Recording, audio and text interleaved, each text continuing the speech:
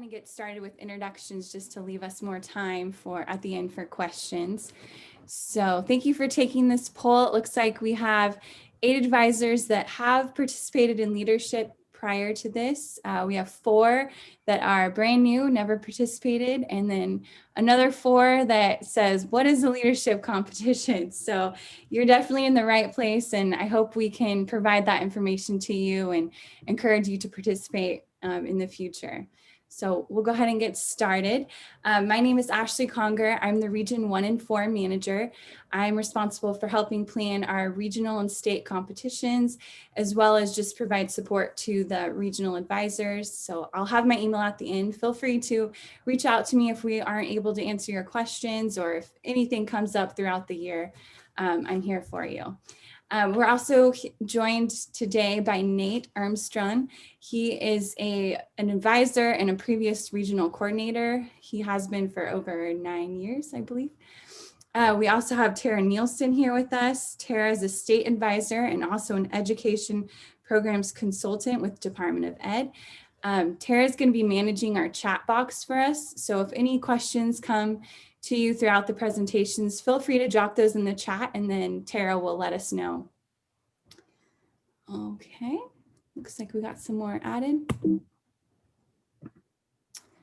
All right, so one of the most common questions we get is, what is the difference between a leadership and a skill competition?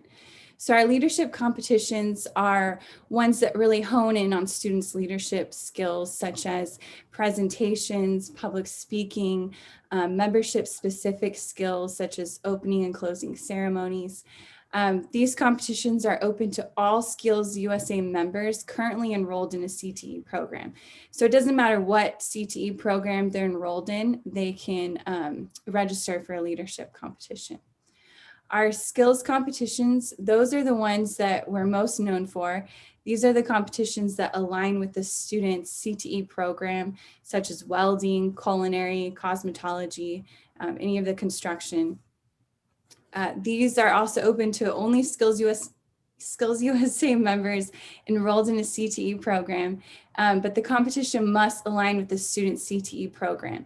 So if a student is in a cosmetology program, but they like to cook or bake, they can't enroll in the culinary just because they like it. It has to align with the current program that they're in. So that's very important. This year, I believe Clay touched on that last thing, but students are only able to register for one competition this year, so either a leadership or a skill competition. And Nate will be covering our competitive events. Excellent, thank you. Before I do that, looking at the poll results shows that we have 9 of you who have had students compete in leadership competitions, 6 of you who haven't, and 4 who are wondering what this is all about. And so those of you who have, as we go through here and we start talking about our experiences with it, if you'll, if you want to chime in and give your experience as well, we'd love to hear that. My question for the 6 who have not, if you'll even unmute really quick and let us know, how many years have you been an advisor, and maybe kind of what's been your reason not to have them do leadership? If anyone wants to share that with us, that maybe help us guide our thoughts and our direction of what we have to say today. So the 6 of you who haven't had them, how long have you been an advisor, and why not leadership competitions? I'm just trying to figure out. Okay, so my name is Liz Peñuela. I'm not really an advisor. I'm an assistant principal. And so I've been working in this new school, at a skills center, for the last 3 years, since 2018. And we haven't participated since 2012. And I started bringing the school back in 2018 to participating. And so we've participated on the skills side of it, but now I want to kind of bring the teachers to the other side and see if we can start participating in the leadership skills, like for the computer ops teachers. Okay. So I'm the only one. So I'm kind of the driver for this competition at the school, even though I'm not an advisor. So like, and none of my teachers are currently on this training.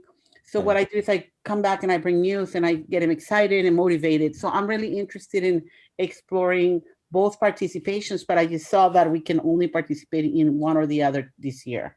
Yeah. Okay. Very good. Thank you. Great And way so, to diversify your students also, so more can compete. Right, like the computers op class, you know, a lot of them could be able to do interview skills and resume writing. That's what I'm thinking these competitions about, right? Right, yeah. yeah. Okay, great. Yeah. And so I think what happens is our teachers we're so focused on that skill that we're teaching within our program that kind of becomes our focus. And so these other parts, these leadership, the public speaking, the Skills USA stuff kind of almost was second to what the skills were. And you get to be the explainer and the motivator, I guess. Right, and this for is your whole school. So exactly, and this is important because for a long time, even up to last year, I was kind of didn't know a lot about this leadership conference. I mean, competition. I knew a lot about the other skills conference or competitions, but not about this one. So that's why I'm here today, to learn more about it and see if we can get more teachers to participate. Excellent, thank you. And then I see some other people saying just weren't fully aware of what was required.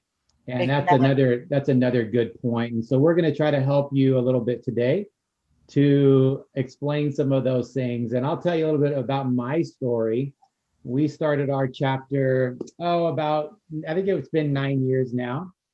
And we started with about 12. Another teacher and I went and visited the state conference just to kind of get an idea of what was going on. And we really liked it. We wanted to give our students an opportunity to experience some other things other than just coming to school and doing the normal class. And so we started doing that. And of course, we started with the idea that it was just the competition. This was the big thing, without even thinking about all of the other stuff that Skills USA has to offer to us. But we started just doing skill competitions. As we began to grow our chapter, this year or last year, we ended up with over 700 students as members of Skills USA, which of course, at some point along our path there, it got to the point where not all of them could compete in the skill competitions. And so we wanted them to be able to still compete, still have that experience, and a lot of and we were where many of you are right now, trying to figure it all out. And so we just started kind of and putting kids in these competitions and trying to figure out what it was about. And we oftentimes went to regional competitions having no idea what we were really doing, but knowing that the experience was going to be great for the students and to teach them that, hey, we're going to put our best effort, and whatever happens. And it was a good experience for us. I know there's a lot of teachers on my campus who are a bit timid of doing that. They don't want it to be they see it as maybe this huge negative experience if they go to a competition and it's kind of completely different than what they thought it was going to be. But in my mind, it was this experience that they were going to have. And so we started to do it. And then each year we would do different leadership competitions and learn about it and just try to do our best. So over the years, we've done pretty good. We've had lots of students end up at nationals in leadership competitions. We've had a prepared speech national champion, and it's just been a really good experience. And so let me just tell you a little bit about this slide here and what we're really looking at as way of what these competitions would look like. And I'll start with skill competitions just to give you an idea of what my experience was with skill competitions. At the regional level, we've learned that the skill competitions, you look at the national standards and everything that is included in the national standards. but there's so many students competing at the regional level that there's really no way of judging and doing everything at the national standards. And so California, for each region, will send out guidelines for that skill competition at the regional conference. And it's very much scaled down. You might have 1,000, typically we have 1,000 points total, but it may be that for a skill competition at the regional competition, you'll only be judged on, say, 300 points of those 1,000, because they're trying to get an idea of which students really should be going, but without doing everything that they need to do because there's just not the time to be able to do it. And so the state has done a really good job in the last couple of years of making those competitions equal within the regions, and I've really appreciated that. But they are very much scaled down in what they do. At the state level, they'll do a lot more than what they'll do at the regional level. And then if you, of course, make it to nationals, they're going to do everything that they could possibly throw at the students. And it becomes this really, really intensive competition. And that's kind of the skill side of it. What's great about the leadership side, what I've learned, is that from the regional competition all the way through, it's pretty much set. It's a prepared speech. And that's not going to change from the regional competition all the way through the national competition. The opening closing ceremonies is pretty much the same. Chapter events that you're showing your outstanding chapter, or the CPS events, which I think CPS are now our skills, aren't they? But those all kind of stay the same. And so I found that my students who were doing leadership really liked that, because they knew from the beginning what they were going to be doing all the way through, and they could prepare. And that's one really nice thing about the leadership competition. That's a good point. It's a great starter competition also for newer students as well. Yeah, so there's a couple of competitions that we use, like 20-second elevator, which is really just a 20-second elevator pitch for new students, or maybe some timid students who aren't quite there yet. They're not going to do a prepared speech, or they're not going to do extemporaneous speaking. But that 20-second elevator for 9th grade students, there's a creed where they can memorize the creed and recite it and get judged on that kind of stuff. So the leadership competitions are vast. There is all kinds of different competitions, and for us, it's been great because we can have my skill students who I know are going to do well, and we're going to, and maybe in class, we even do a competition before regionals to be able to decide, okay, who's going to go do that. And then we start working through all of our students. And what I do is I kind of have a list of the leadership competitions that I've done and that I think are doable, that I can handle as an advisor. And then I give my students an option of 2 or 3, and I have them choose 2 or 3. And then we begin working through those. I like all of my students to participate, so we try to get them all to at least get, but we don't put them all in the same competition, because I don't want my students to all compete against each other in the same competition. We want as many to be able to go to state as we possibly can. So we then begin to just filter it out and be able to have as many participate as possible. And that's kind of been my experience. The students, then all of them have the opportunity to compete. They all go to the conference. We travel.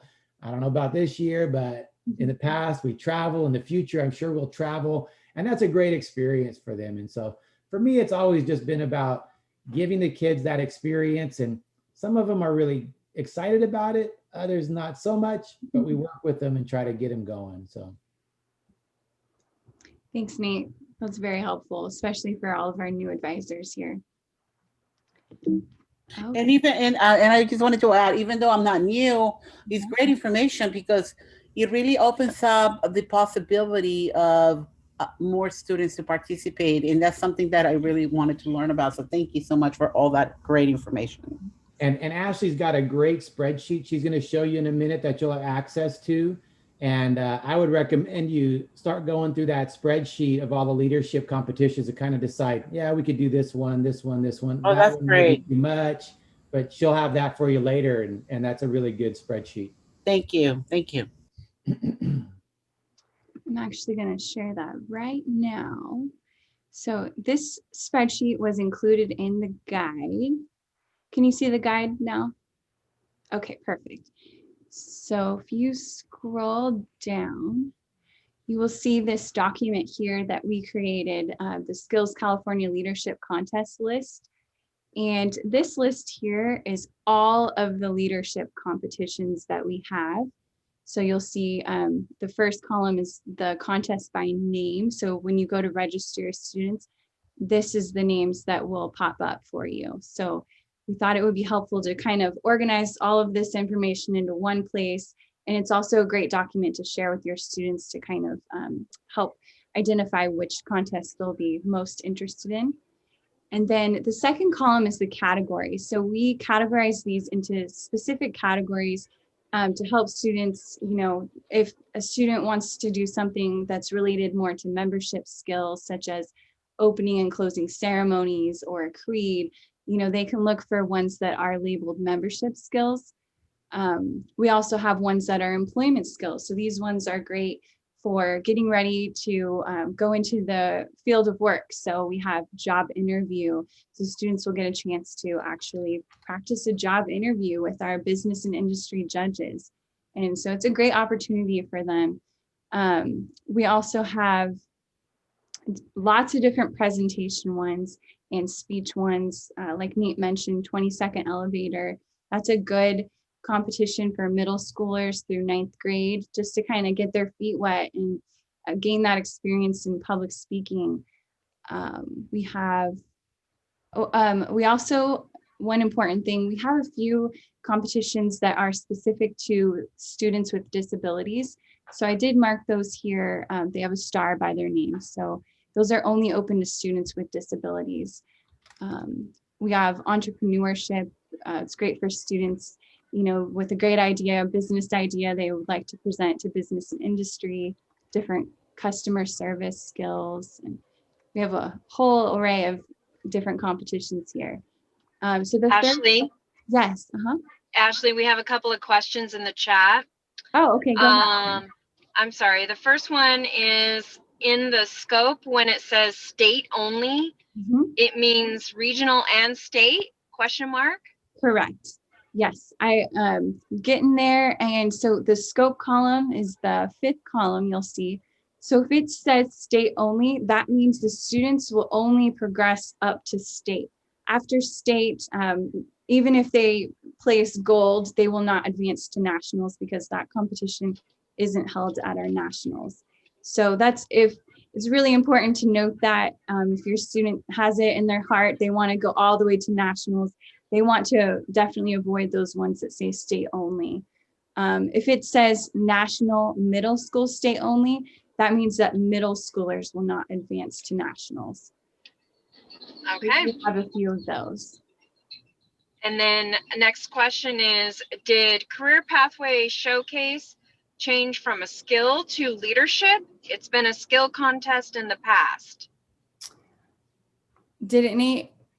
Yeah, and on the California on the site, it does list it as a skill. I remember it always being a skill. We may need to change that on your. Yeah, I'll look into that with our director because there is some discrepancies on the national site versus what we consider a skill or a leadership contest. But regardless, students are only able to choose one contest. So either a skill or a leadership. So whichever list it's on, it doesn't really. I always was confused on that. It's built like a leadership competition, but it was listed as a skill. So yeah, definitely. And I just inserted the link to the California the competition list again. Perfect. So that's there. Go ahead, Tara. And then last question, the states, those are open to students with disabilities, aren't they all? Aren't all the competitions open for students with disabilities? Correct. But the ones that have the star, such as action skills, those ones are only open to students with disabilities. So there's about 2 or 3. Yeah, it looks like 3 that are only open to students with disabilities. But that is correct. A student can participate in any contest that they want. But we do have a few that are specifically open to only those students. Was there any other, Tara? Nope, keep Okay. going. All right, we'll keep going. Okay, so the third column is number of students required. So I thought this was really important because we had a few instances last year where advisors didn't know that in a team event, they had to register, excuse me, the number of students in the team. So for example, all the way at the bottom, you'll see Quiz Bowl. It says a team of 5. So a team of 5 students must be registered for that contest. You cannot register only 4 students. If you register only 4 students, our system will actually drop all students after the deadline, and those students are not able to compete. So it's very, very important to go through and make sure that you are meeting all the requirements in these boxes in order to not get dropped, because it's terrible when that happens. So for community service, a team of 3. So you have to register 3 students. We do have a great substitution policy that we're implementing this year. So if a student becomes ill and is not able to participate, you are able to substitute a different student in there so that you have a team of 3. If you don't have a full team on the day of competitions, say a student turns up ill or isn't able to make it, that team just will be docked points. And then next column is level. So there are competitions that are only specific levels are able to compete, such as 20-second elevator story. That was recently changed middle school through 9th grade only. So student outside of that scope cannot compete in that competition. Some of them, middle schoolers are not able to compete, such as extemporaneous speaking. Middle schoolers are not able to compete in that one. So just make sure your students are aware. This kind of helps them narrow it down which competitions they can actually compete. And, you know, if they want to try to make it all the way through nationals, there's certain ones that won't go that far. So we thought this document would be really helpful just to narrow it down. And then we also have contest descriptions in the last column. These are just really short, basic descriptions of the contest, just to kind of give you an idea, see if they may be interested in. But we will be showing you different documents that we have to really give you all the information you need to prepare for the competition. Ashley, we have a question. Okay, go ahead. For CPS natural resources / agriculture / food cluster, do they need knowledge in all 3 areas? No, I don't believe so. We would have to check the standards, but I believe I believe it's any of those 3, as far as I'm aware. Yeah, I think it's wherever your program fits within that, their CPS booth would represent that content that they're studying in their class, and that should be good enough. All right. Okay. And then just quickly, I wanted to show you that scrolling down, am I able to go? And Valerie, we don't want to ignore your question there. Ashley, she asked about like. It's really something every chapter should have been. Somebody's there. The group leadership competitions, about the actual competition, have they decided on how they're actually going to do that, or those are still coming out, correct? Like if they're going to zoom in and each one will be individual and all. Right. If it's a group competition like entrepreneurship, so Mhm. would they, each of their team members are going to have to be individually zooming in, since all their work's going to be done virtually as a group too. I'm assuming the competition would be each team member zooming in individually because they can't be together with the whole COVID thing. Right. Yes. Some of our competitions, we are anticipating them doing Zoom with a live business and industry judge. I believe most of the leadership competitions will be that way. So students will be given a time and a day to meet, to log in with Zoom. And so for team competitions, all of them would be needing to be there, or they would be docked down. Some competitions are going to be live demo submissions, which we'll be covering a little bit later in the presentation. And so those will be just submitted beforehand before a certain deadline. But we are aware, I know it's a crazy time right now. And but for team competitions, they will have to all log in for Zoom. Great. I have a question. Yeah, go ahead. So, okay, so I don't know how to put this together, but basically, let's say we have an international student, and that student is stuck in a country because the airport is closed because of COVID, but that person is usually living here in the United States. So, what happens if they want to compete? Let's say in the entrepreneurship or one of the competitions. How would that work? If they're a student currently in our school enrolled, they're in an international, they're in another country. Well, that's, I guess, one great benefit to right now being virtual, because our conference this year is going to be 100% virtual for regionals. They will either be logging in live on Zoom, so they will just have to be available during that specific time frame that they're given. And that's when they will present together with their team. So, being virtual would make that much easier for that student. If it's a demo submission, which a lot of our skills competitions will probably be some sort of demo submission video, then that student would just have to organize with the team to pre-record that video. Oh, that's great. Okay, yeah. Terrific. Yeah. It may just be in the middle of the night, though, depending on where they are. Right, I know. They just have to figure that part out for sure. Yeah, thank you. No problem. And so I was just going to quickly, also in the guide is the same exact document for the skills specific competitions. It's right under the leadership. So there are a couple that were added this year. So that's why we have draft here labeled. But this document, the official document, will be posted on our website shortly too. All right, go back to.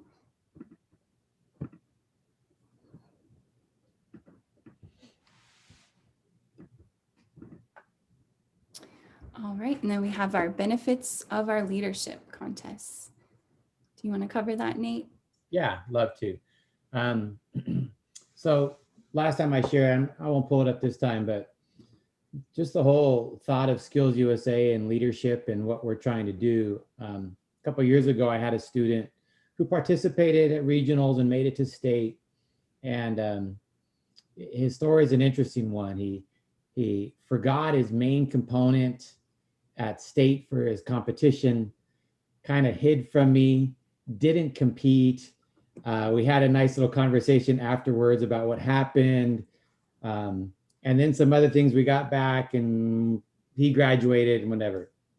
So this could have been this bad experience. And in my mind, I didn't quite know what was going on. But last week I got an email from him. He's been out of school a couple of years now. And basically his email was saying, hey, just want to check in. Thank you for what you've done and blah, blah, blah. And you didn't give up on me, which of course that made me feel really good. But at the very end, he talked about he got a job and he's working. And at the very end, he said, and I'm still using the leadership skills that I learned in Skills USA. And as we started to prepare for this, he sent me this email and it was like, all right, that's why we do this. That's so that they have these experiences that they later on it will recall. Oftentimes we know as teachers that while they're in our class, they don't say much about what we've taught them or the leadership, or it's many times years later that they come back and they kind of go, yeah, you were right. And that's always kind of nice. And so that was a good experience for me. And it kind of gave me this other encouragement to continue doing this and helping my students have these experiences. But reality is all of the competitions you do, whether they be skill or leadership, are going to give your students other things that they have in their toolbox as they move on in life. Whether that be just confidence that they've learned the skill and the content that they need to be able to compete and do well against other people that they feel confident about going to get a job interview and they can actually go do this. That's one side of it. I've learned that on the leadership side, it's a little bit different. And it's this ability to communicate, which I know a lot of my students, and yours too, I'm sure, they don't like to stand up in front of a group of people and talk. Many of us don't like to do that. But what a great opportunity for them to actually do that in front of a judge, in front of their peers, to be able to do that. And really, those are those intangible things that our students get from all of this. And so then this list here, job preparation, they improve their public speaking, all of these things go along with it. But reality is, I think it really is about just their confidence in who they are. And as they move on from high school, that they can become adults who are confident in themselves and confident in what they can do.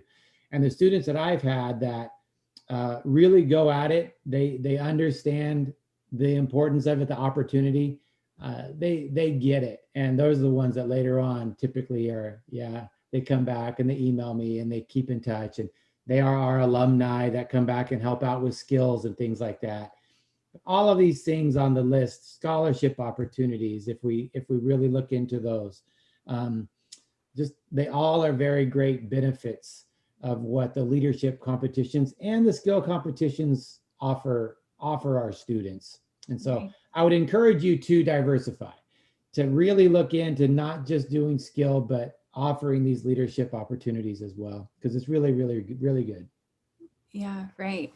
I also just wanted to point out one cool thing about leadership contests. A lot of times we notice that our regional events, our registration is a lot lower for the leadership competitions. So because as we kind of figured out earlier, a lot of advisors just don't know what's required for the leadership competitions. So one great thing, if you do put your students in the leadership contest, a lot of times they do have a greater chance of advancing to state because the registration is so low. So that's one kind of, cool way, incentive to get your students to participate as well. I think one of our events last year, one of the regions, we only had 1 or 2 students participate in job interview. So, for those 2 students, it was pretty much an automatic qualifier to go to state. So that was pretty cool. All right, moving on. So we wanted to cover, how do you prepare your students? And one of the greatest resources that you can use to prepare your students, sorry about that, is our national text standards. And I have made all of these bullets clickable links. So when we do post these on our website, you can go back and go directly to the source.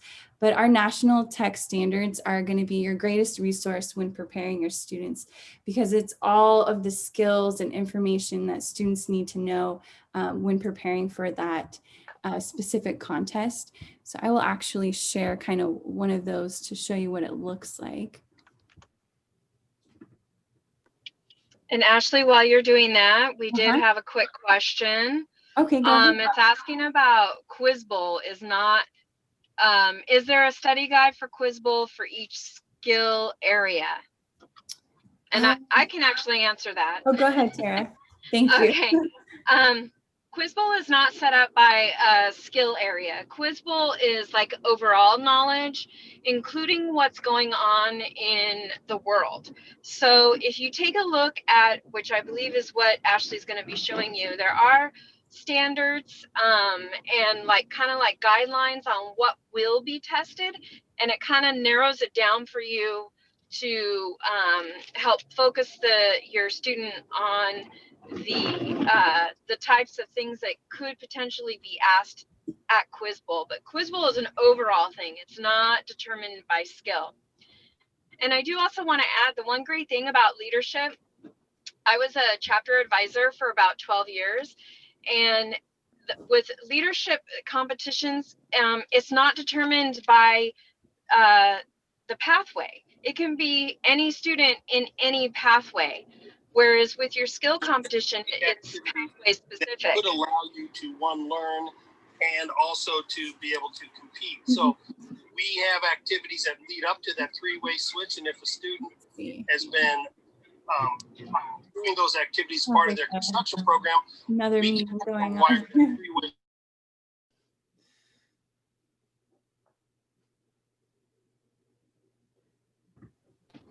I don't know what happened there, but I think this is what Ashley is going to be talking about right now is those tech standards that you can follow. So I hope that answered your question. Yes, thanks, Tara. That was very, very helpful. So this is just a copy of a text standard. These are updated annually. So this was probably from last year, I believe, just to kind of give you an idea of what information is included. So this is for chapter display. It gives you the purpose, eligibility if it's a team event, clothing requirements, which it's important to note for regionals this year, we will not require specific dress because of the limitations right now due to COVID and most students being virtual. But it's going to give you if there's a written knowledge test, what different things students should know. And so this is the national guidelines. So things are going to be much smaller scope for regionals. But if you give this to your students to go over, they are definitely going to be prepared. So it gives you lots of different things for them to know. And it's also a great way for presentation competitions for students to kind of hone in on that. It gives them lots of ideas. So this is a really great resource. And so these can actually be accessed by logging into your Skills USA member website. And you'll see that there's a little icon for text standards and you can click on that. But you will need your PIN number to access those. And you receive your PIN number right after you are paid up as an official. Once you register, I believe that PIN number will come to you in an email. Oh, perfect. Okay, going back. So another great resource is the Leadership Handbook. That's this little book right here. It's a small book. It's also if you checked in with our admin, it's one of our gifts for you today if you choose that gift. So make sure you check in with somebody today that you are here. The Leadership Handbook is just a great resource for you to have when starting your chapter or referencing. It's also a really good resource for the membership specific competitions, such as opening and closing ceremonies or creed, chapter display. It's a great resource for that. You can purchase the Leadership Handbook for about $6 at the Skills USA online store as well. And then another resource is our Skills USA California Contest Catalog.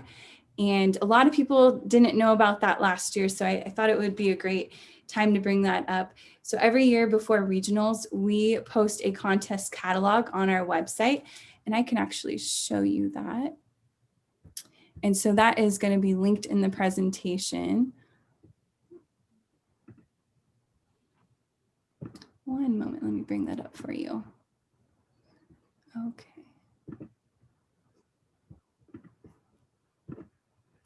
So this was our contest catalog from last year, and it has all of the contests in here you will find. So it's kind of a good resource for even getting prepared for this coming year. Let's see. So we have 20-second elevator story here. This is specific to regionals only. So it's going to change slightly for state and of course for nationals.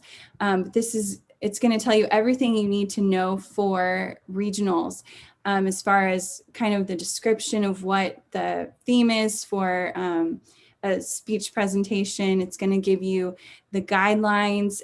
If students need to bring specific materials, it's going to be in there. If students need to bring a resume, it's going to be in there. As far also if there's clothing requirements, that's going to also be listed. So it's really a great resource for your students to be prepared. For things like customer service, a lot of times I believe those different scenarios for that competition will be posted prior to the competition. And so the scenarios will also be in the contest catalog for you. So it's a really great resource. And the contest catalog will be posted shortly after registration.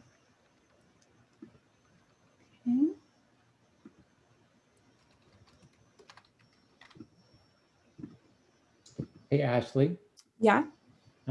for this gift of the leadership handbook, Uh-huh. back in the general session, they need to send to the user admin their Correct. name and their region. Is that correct? Yes. Name and Okay. region, and I believe email. And your email. Yeah.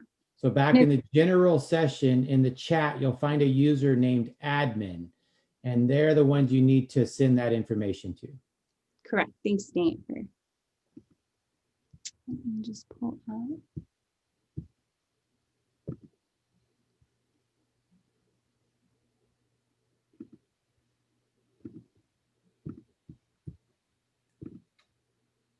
Okay.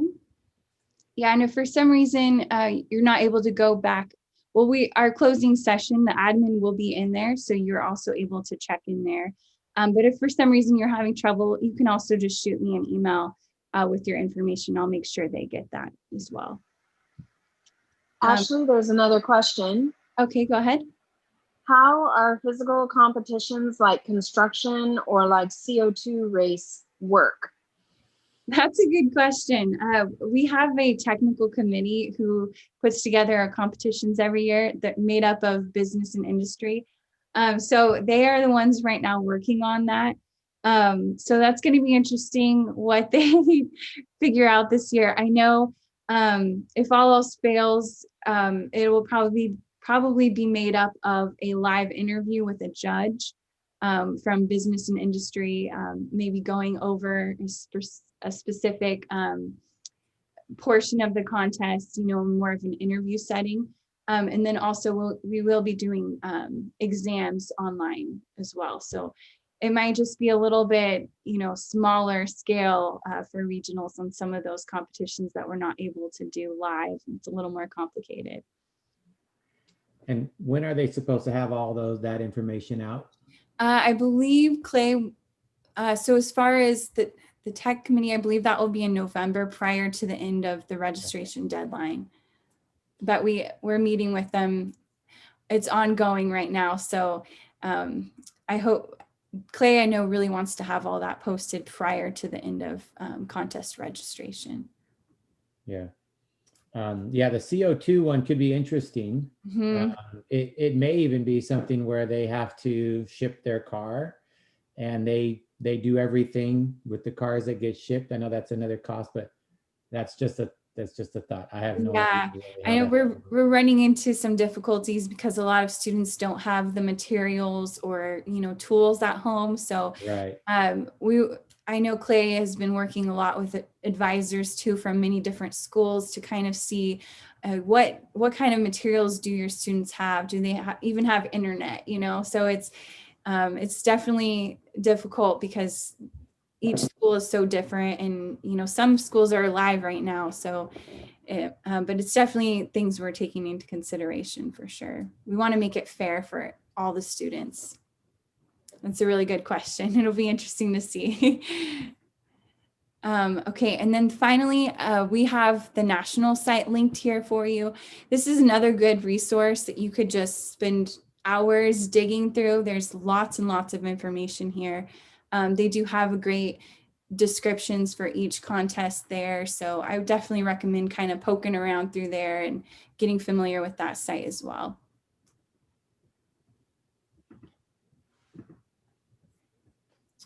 Okay, so important considerations.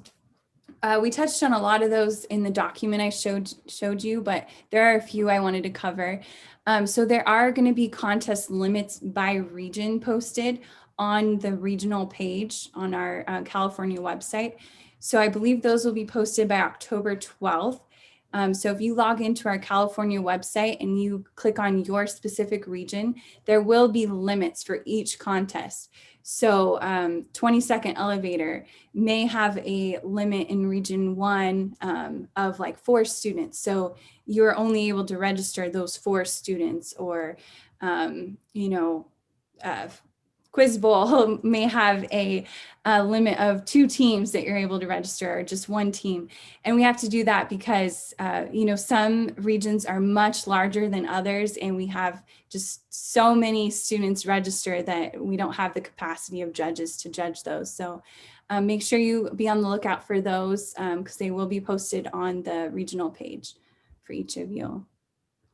We did go over team contest limits, just being aware that many of our leadership contests are team events. So you do need to register the full team to qualify. And then we went over division requirements and state-only competitions. And finally, I just wanted to cover CEP Level 1. That is due Friday, November 13th in order to compete. So if your chapter doesn't finish that by November 13th, they will be ineligible to compete. So it's very simple to do. And I have that linked here to find all the requirements and go directly to that site. So you will be able to post or to get directly there. But it's pretty simple to do. Each chapter should already be really doing those things anyway. It's just kind of filling out the form and making sure that you already have done that. But of course, if you have any questions with that, you can always email myself and we can get that figured out for you. Okay, it looks like we're doing pretty good on time. So as we mentioned before, some of our contests will require a pre-recorded demo submission video.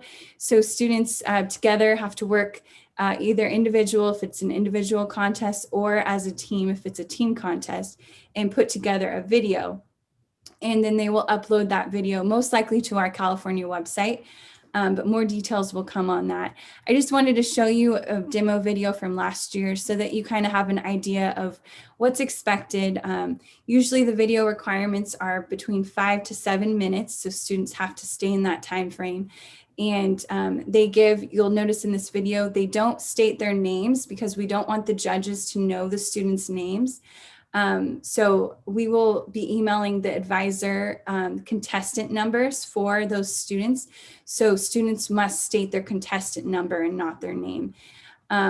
Video quality, we do not judge on video quality. It's just basically showing that the students know the skill that they're presenting. So I'll just show this short video so you kind of have an idea of what is expected.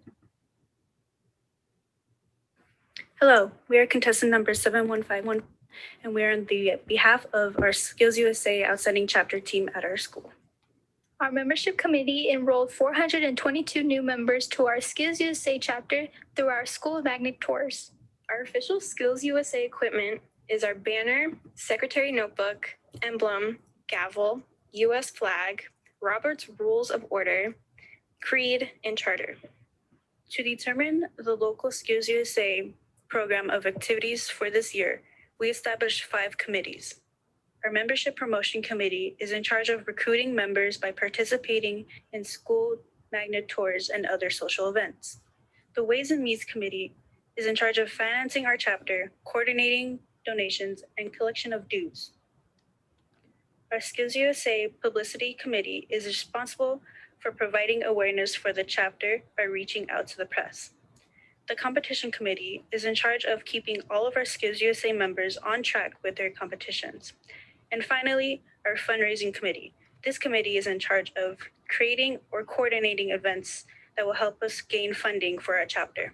In our chapter officer meetings, we plan the next fundraisers, talk about how we can encourage members in the preparations in their competitions, and help to train them.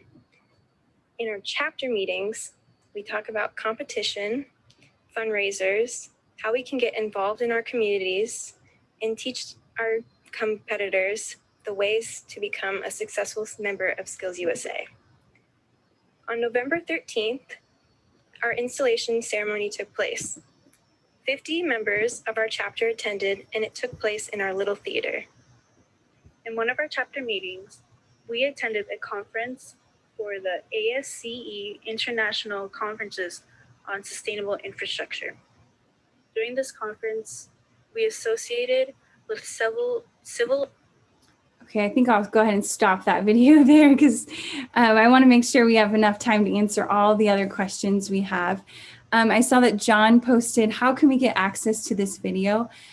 These slides will be posted on our website, so it will include this video as an example. But feel free to email me anytime if you have, just need more questions on the video. on what's required. I'm always there to help.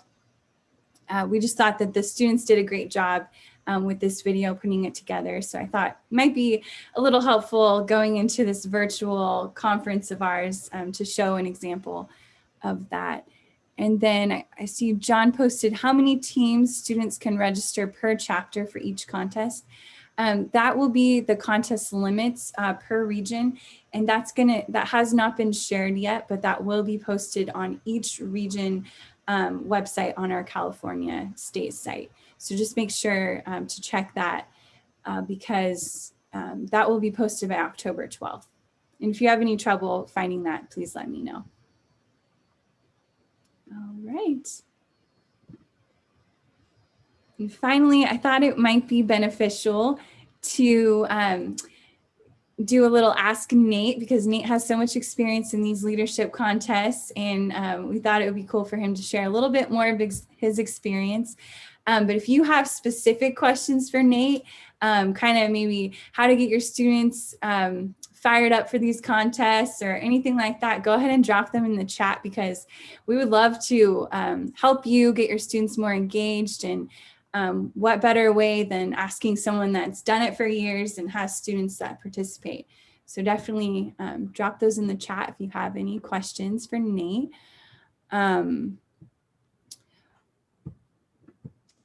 Well, what do we have about? Don't have any yet, but maybe Yeah, go 2 minutes. into how do you match your students to leadership contests? So like I said before, it's kind of I want them all to have buy-in. And so at the beginning, they kind of select, I just present to them the competitions that I think are good for my program and how I feel as an advisor, being able to help them and have them be successful. So I have them choose 2 or 3, and then we just start working through those. And we might have, like, we've already done we do flip grid. So I hear hear my students talk, and which ones will be good at speaking and which ones are analytical thinkers and which ones and you're trying to figure these things out. And it's kind of this Tetris kind of, let's put you here and put you there. But in the beginning, I try to get them to select some of the ones that they would like to do, just so that they have buy-in. It helps for that. But I would just say as well, the organization itself has grown tremendously since we started. I remember the very first time I showed up in San Diego when we had our stay, and I talked to some people. They immediately just kind of shared with me the lacking that some of the organization had, just because we weren't as big as we are right now.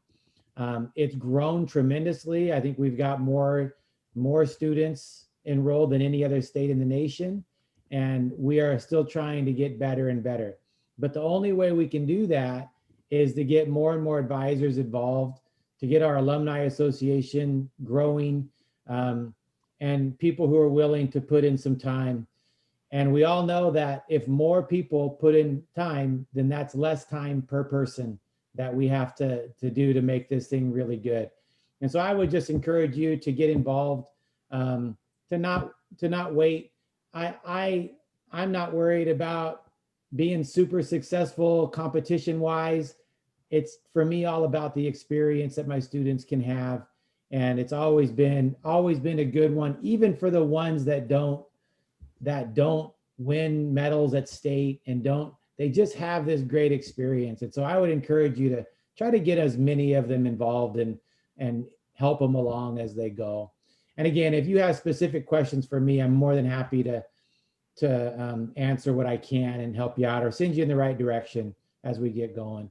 What I would say as well, notice the date that we have to register for all of this. It's going to come really quick. And so it would be like this week, if you haven't got going on things, this week would be the time to go do that, because it is going to come really fast. And you don't want to wait till the last 2 days to get everybody registered, because there's going to be issues. And so get going. Thanks, Nate. It's very good advice.